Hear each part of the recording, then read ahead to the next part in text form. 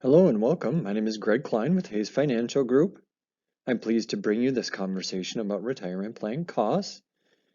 We work very hard at Hayes Financial Group to keep costs in your retirement program competitive, but you as an individual saver in the retirement plan also want to be cognizant of what the costs are, where you exert some control over the costs in your account. And so we hope you appreciate this content, and if you have additional questions, don't hesitate to reach out.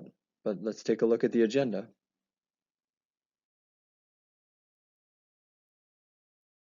We will obviously focus on costs in this presentation, but the other side of that coin is the benefit. There's always benefits associated with these costs. And so we want to start with discussing what those benefits are, why, although there are certain costs involved with an employer-sponsored plan, why these plans benefit you so much as a retirement saver. So we'll start with the benefits of programs like you have through work. Then we'll get into the different types of costs like the plan costs, the investment costs. And then we'll close with where you can get more access to this cost information. Key benefits then to your employer-sponsored plan are number one, and hands down, the best part of any employer-sponsored plan that offers a matching contribution is that extra help that you can get with that matching contribution. If your employer is generous enough to make a matching contribution, you cannot pass that up. You have to save enough to get the full matching contribution from your employer. That is what sets a retirement plan like a 401k, a 403b. That's what sets it apart from other types of retirement vehicles. You want to take full advantage of that match. So that is a huge advantage of an employer-sponsored plan before we even get into what the costs are that are passed along to you as an individual saver in the plan. Then the fact that these plans are so simple. Payroll deduction is how the contributions are taken from your paycheck. So I say, if you don't see it, you don't spend it. And I speak from experience. Even though I work in this industry, I'm a bit of a spender. So I like automated savings. I don't want to even have to go that extra step to make that deposit. I want it to just come out of my paycheck automatically. That's going to make me more likely to do it. And in the end, that's the biggest thing, is just doing it, just saving for your retirement, however it's easiest for you. And your employer plan is going to by far be the easiest way to build up that retirement nest egg. Higher contribution limits as well. Your other options for retirement savings are going to be things like IRAs or individual retirement accounts. And you can see on the slide what the limits are there for the year in which we record this presentation, 2021. If you're under 50 years of age, it's $19,500 that you can deposit during the calendar year to an employer-sponsored plan, but only $6,000 that you could save in an IRA. If you're 50 or older, you can put in up to $26,000 into something like a 401k, 403b, where in an IRA, those people that are 50 or older can save $7,000. So much higher limits, which is going to make it possible for people to save what they need to get to their retirement savings goals. Plus, if you have the Roth option through your plan at work, there are income limits on Roth IRAs. So you can make too much money to even be able to contribute to a Roth IRA. However, your employer plan through work, it doesn't matter what your income is. If you're eligible for that plan, the plan offers Roth. You can save via the Roth option at your employer plan. So another key advantage to the employer-sponsored retirement plan. And then lastly is that oversight. The fact that you have a resource like Hayes Financial Group, you have your employer monitoring the investments in the plan along with Hayes Financial Group, making sure that these investments are suitable for all of the individuals that you work with that participate in the plan, making sure that these investments are performing, are doing exactly what they say they're going to do, are keeping costs down, and this oversight, it can't be highlighted enough. When you're on your own and investing individually, if you're not an investing guru, it can be very difficult for you. The employer plan is designed to make it as easy as possible. And everything that's done in an employer plan is for the benefit of you as an employee, as a participant in the plan, and it's always done with your best interests in mind. So the oversight, although 401k, 403b plans are highly regulated, which can increase the costs, of course. There's a lot of um, I's to dot, T's to cross with these types of plans, but that oversight is to benefit you as an individual saver in the plan. And I think, again, the benefits by far outweigh any of the costs that we'll discuss next. All right, so let's talk about types of costs associated with the retirement plan. So these costs, they're meant to cover the services required and required by the plan and required to give you access to your account. Um, the day-to-day services like the first that you see on the slide, like the administrative services, those include things like the trustee services. So with a retirement plan like you have through work, the money is not simply kept in your employer's bank account. The money is kept by a trustee. There's a financial institution that's doing the accounting uh, and the record keeping, coordinating, tracking all the contributions to the plan. And then that money is held in trust. So it is separate from your employer. So God forbid something happens to your employer, that money is not in your employer's bank account. That is in a separate trust account. And that's why there's that third party like you have with your retirement plan through work. And then they give you access to your money so that you can check on it at any time through the website, through most likely a mobile app or their call center. And then they help the plan comply with all the rules and regulations associated with, so the compliance type of services. And this is oftentimes the bulk of the costs that you'll see as an individual in the plan are these administrative costs. Next, then we have advising costs like Hayes Financial Group. So these are costs related to the selection and monitoring of your plan's investments, individual advice that's extended to you through Hayes Financial Group.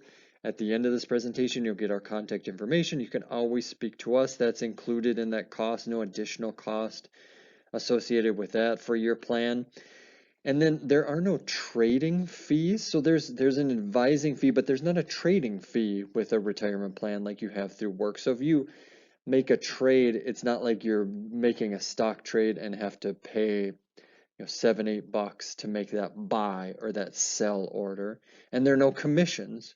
A lot of times when you're investing on your own and investing in these particular investments that you have available through your plan at work, there's a commission that comes off the top, and those do not apply in your plan at work. There's no commissions. And so part of that advising that goes on, we're doing portfolio analysis. We are ranking the investments in your plan according to their peer group or other types of investments. We're monitoring the expenses with those investments, that risk return trade-off with the investments. And so, yes, if you're investing on your own outside of your employer-sponsored plan, it's possible that you could lower your costs. I'm not saying that's not possible, but there is going to be that less oversight. There also might be those trading fees. There might be commissions, and there might also be minimums for the investments that you're choosing, where you might have to have $25,000 just to start investing in that particular investment. And those don't apply with the investments in your plan at work. There are investment costs that we will look at. Those do vary by fund and the style of the fund, whether it's actively managed or a passive fund. Those are deducted before your performance is reported. So understand that the performance that you see with how the fund's doing over the last quarter, year, 10 years, whatever it may be, that's net of costs. So it's not like you have to do math on your own and be deducting the cost from the investment performance. And then lastly, there might be miscellaneous costs. And so that depends on you as an individual. Like if you're taking a loan, if your plan allows for loans, there might be an additional cost for that or if you separate from service, you leave your job or you retire and you want to close your account and you take a distribution, there might be like a fee to cut a check to you. Those are minor, but those, depend on your individual situation. Everybody's going to have those administrative and advising costs, and then the investment costs. And the investment costs are those variable costs that you have more control over. The advising and administration is more like a fixed cost of the plan. Investment costs are more variable depending on what you do with your investments, and you have more control over that. So this is looking at, the plan level, and now we'll look more on an individual level at some of those investment costs, where those are, what those are, how you can control those, and then of course how you can get more information about those. The information that follows, where I talk about where you can get additional details about the investments and the investment related costs, will come from a few different sources. One will be your quarterly statement. So that's always a good place to see, and it's disclosed how much you're paying, what the costs are in your plan, and oftentimes the investment performance and cost information will be included in those. There's also an annual cost disclosure, but a quarterly statement is a good place to start.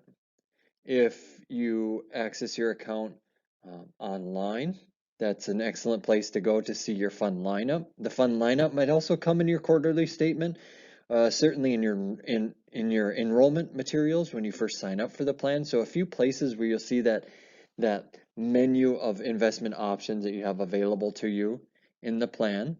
Online is a really good source for all this information. And then the fund fact sheets, those are going to be available online, or simply doing a little Google search too, and that fund fact sheet that I'll show you an example of in the next few slides will show you cost information for that investment. But these are the sources where you can get more details about those variable costs, those costs that you have more control over with the investments that you select in your account. First up, we'll take a look at a couple of example participant statements. So this is like your quarterly statement that is either posted for you online or you actually get sent in the mail. Oftentimes that expense or that cost information is going to be detailed right on the very first page. And in this example, you'll see the expenses right there as a line item, what this sample individual paid over the last 3 months for expenses. And remember, the expenses, part of it will be deducted from what the employee has contributed to the plan, and part of it's deducted from that employer matching contribution if there is one. So the expenses are shared across all the different sources of contributions to the plan, but a lot of times it's right there on the front page of your quarterly statement, and that's one example.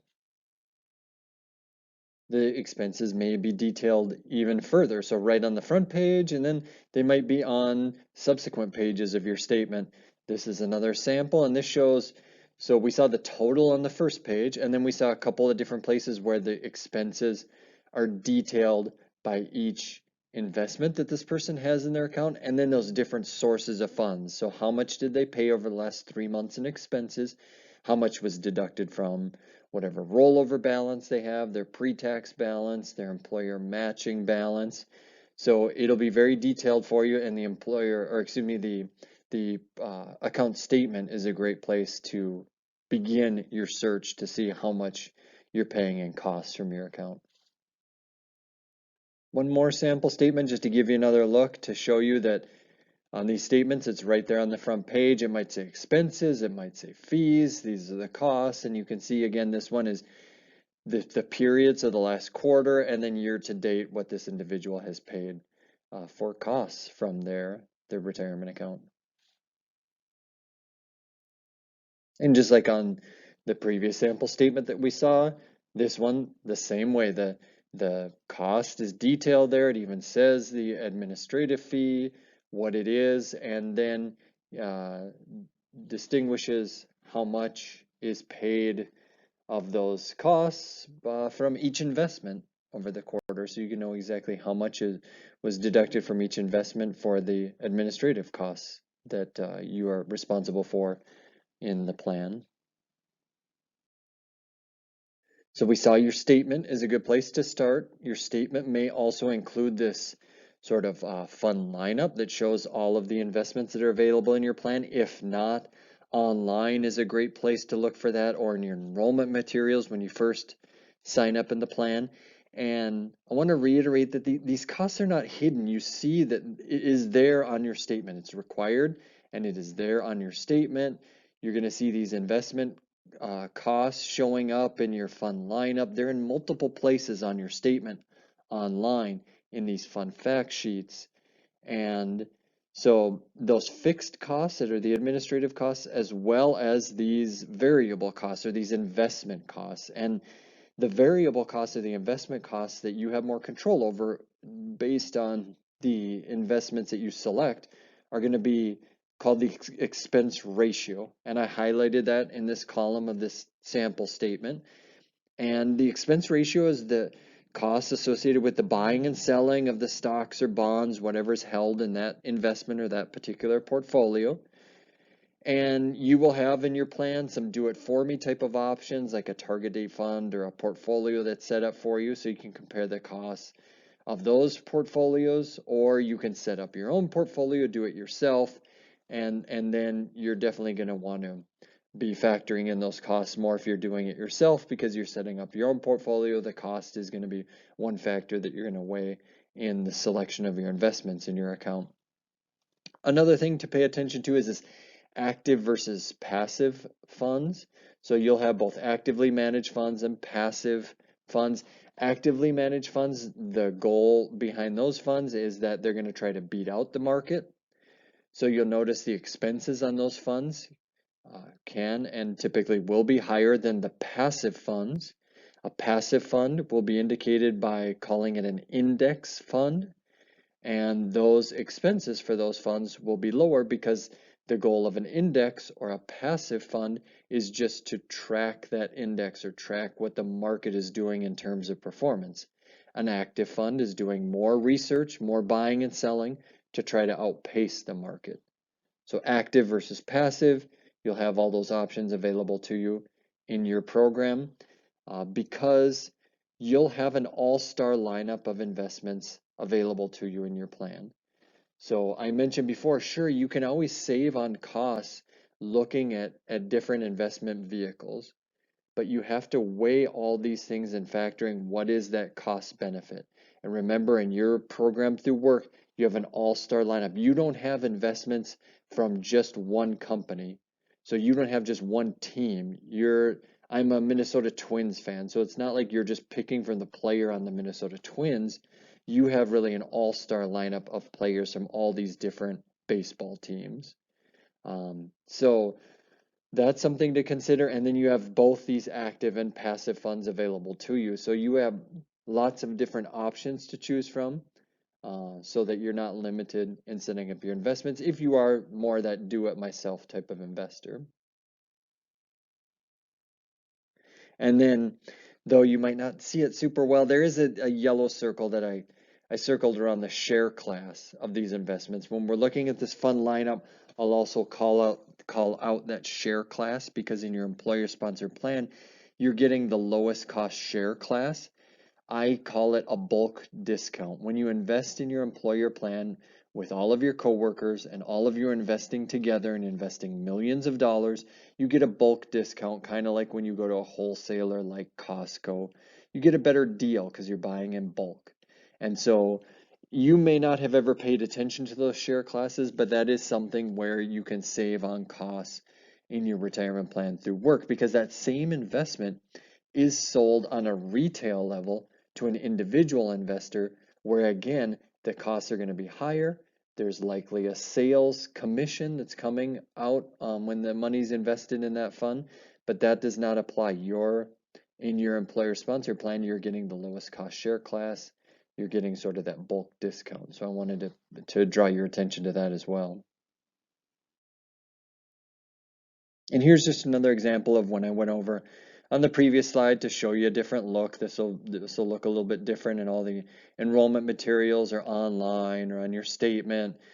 But again, your fund lineup, your all-star lineup of different funds that you have from different fund companies, they'll show that expense ratio, that's that variable cost that you control. And then on this one, I highlight again the difference between a passive and an active investment. Passive is going to be an index, and you'll see in these index funds in this list that you see here of just these 5 funds that I highlighted, those are lower cost because they're not trying to outperform the market. They're just going to keep pace with the market. An active investment is going to try to outpace the market, and the expenses or costs associated with that will typically be higher. And then the last spot that I told you where you could go as a source of information for this, in addition to your quarterly statement, to online, to your enrollment materials, are these fact sheets, or these fund fact sheets that you can do by Googling the fund name. You can get them on your provider website. That's going to be the most accurate and best place to go. So log into your account online, and a lot of times you can just click on the name of the investment and it'll give you access to a fact sheet like this. And in this fact sheet for this particular fund, you'll see again that expense ratio. That's that cost of investing in this particular fund. And that is the expense that again is deducted before the performance is reported, but that's the expense that you're going to be able to control more based on the investments that you select in your portfolio, in your account. The fixed costs, like the administrative costs and the advising costs, are more the fixed costs. These investment costs are variable and you can control, and you want to understand what those are and look at the different options available in your plan. If cost is something that you are focused on, look at something like a fund fact sheet like this to see what are the net expenses that you pay for that particular investment, and you can find those online in enrollment materials and sometimes even on the quarterly statement. As always, I really appreciate your attention and I hope this information was useful. My name is Greg Klein. You have my contact information on this page. Reach out by email. One of the best tools that we have is our scheduling service through Calendly, that bottom link, or you can go to our Hayes Financial Group page, and there is also a scheduling link there. So use those resources if you ever want to set up a no-cost appointment to talk to us in a time that works for you, where we can talk to you one-on-one and help you with any of these questions that you have. My phone number is also listed there, but we are a resource for you. So, if you feel while you're paying this cost, you want to get some benefit from this cost, Hayes Financial Group is one of those benefits. So reach out, use us, and hopefully we'll talk to you either one-on-one or at another presentation in the future. So take care, all the best, and we'll talk to you next time.